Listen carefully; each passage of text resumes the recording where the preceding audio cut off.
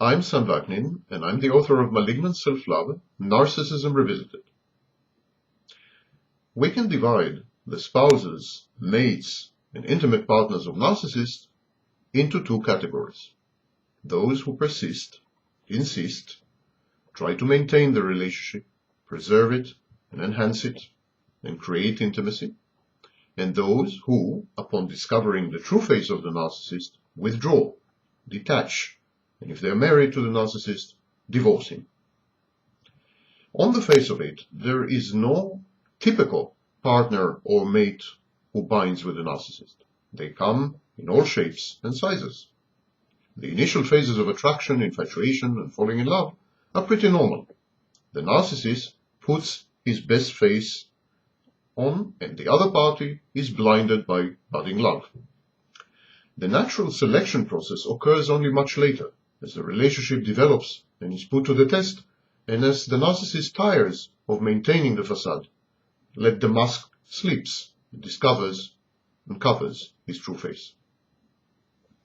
Living with a narcissist can be exhilarating, but it is always onerous and often harrowing. Surviving a relationship with a narcissist, maintaining a relationship, preserving it, insisting on remaining with the narcissist, indicates therefore the parameters of the personality of the victim, of the partner, of the spouse. The partner, the spouse, and the mate of a narcissist who insists on remaining in the relationship and preserving it is molded by it into the typical narcissistic mate, spouse, or partner. First and foremost, the narcissist partner or spouse must have a deficient or a distorted grasp of herself and of reality. Otherwise, she or he is bound to abandon the narcissist ship early on. The cognitive distortion is likely to consist of belittling and demeaning herself while aggrandizing and adoring the narcissist. The partner is thus placing herself in the position of the eternal victim, undeserving, punishable, a scapegoat.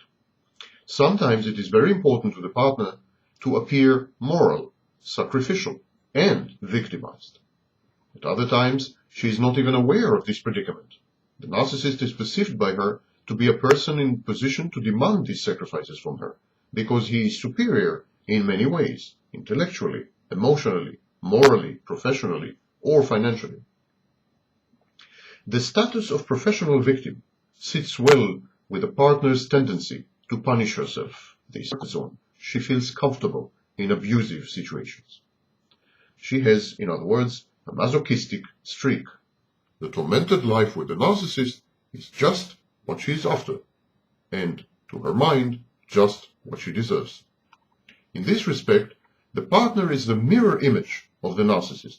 By maintaining a symbolic relationship with him, by being totally dependent upon her source of masochistic supply, which a narcissist most reliably constitutes and most amply provides, the partner, the spouse, enhances certain traits and encourages certain behaviors which are at the very core of abusive narcissism. The narcissist is never whole without an adoring, submissive, available, self-denigrating and self-deprecating partner. His very sense of superiority, omnipotence, omniscience, indeed his false self, depend on it. His sadistic superego switches its attentions from himself, from the narcissist, in whom it provokes suicidal ideation, to the partner, thus finally obtaining an alternative source of sadistic satisfaction. So we have a sadist and a masochist in a dyad. It is through self-denial that the partner survives. She denies her wishes, hopes, dreams, aspirations, sexual, psychological, and material needs, choices, preferences, values, and much else besides.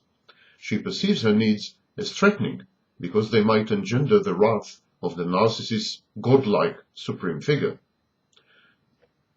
The narcissist is rendered, in such a spouse's eyes, even more superior, through and because of this self-denial. Self-denial undertaken to facilitate and ease the life of a great man is more palatable and, by the way, more socially acceptable. The greater the man, in other words, the narcissist, the easier it is for the partner to ignore her own self, to dwindle, to degenerate, to turn into an appendix of the narcissist, an extension of him, and finally to become nothing but an extension, to merge with the narcissist to the point of oblivion and of merely dim memories of herself. The two, the narcissist and his spouse, collaborate in this dance macabre. The narcissist is formed by his partner inasmuch as he forms her. Submission breeds superiority. Masochism breeds sadism. The relationships are characterized by emergentism. Roles are allocated almost from the very start, and any deviation from the prescribed roles meets with an aggressive, even violent reaction. The predominant state of the partner's mind is utter confusion. Even the most basic relationships with husband, children, or parents remain bafflingly obscured by the giant shadow cast by the intensive interaction with the narcissist. A suspension of judgment is part and parcel of a suspension of individuality, which is both a prerequisite to and a result of living with a narcissist. The partner no longer knows what is true and right, what is wrong and forbidden, who should she associate with, and who should she avoid. The narcissist recreates for the partner and in the partner the sort of emotional ambience that led to his own formation in the first place. Capriciousness, fickleness, arbitrariness, emotional and physical or sexual abandonment, and finally, abuse and violence. The world becomes hostile and ominous, and the partner has only one thing left to cling to, and that is the stable rock of the narcissist. And cling she does. If there is anything which can safely be said about those who emotionally team up with narcissists, is that they are overtly and overly dependent. They are known in psychological jargon as codependents.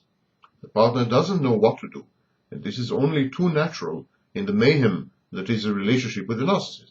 But the typical partner also does not know what she wants, and to a large extent who she is, and what she wants to become. These unanswered questions hamper the partner's ability to gauge reality. Her primordial sin is that she fell in love with an image, not with a real person. It is the voiding of the image that is mourned when the relationship ends. The breakup of a relationship with a narcissist is therefore very emotionally charged for such victims. It is the culmination of a long chain of humiliations, subjugation, self-delusion, and self-deceit. It is the rebellion of the functioning and healthy parts of the partner's personality against the tyranny of the narcissist and his collaboration with the pathological parts, psychological parts in the victim. The partner is likely to have totally misread, totally misinterpreted the whole interaction. I hesitate to call it a relationship, so I stick to the word interaction. This lack of proper interface with reality might be erroneously labeled pathological, but it is actually a form of self-denial. Why is it that the partner seeks to prolong her pain? What is the source and purpose of this masochistic streak? Upon the breakup of the relationship, the partner, but not the narcissist who usually refuses to provide closure, the partner engages in torturous and drawn-out post-mortem soul-searching. I discuss this issue of danse macabre, the pathology at the core and underlying the relationship, in a video titled Danse Macabre of the Narcissist and His Partner. Stay tuned and be sure to watch it.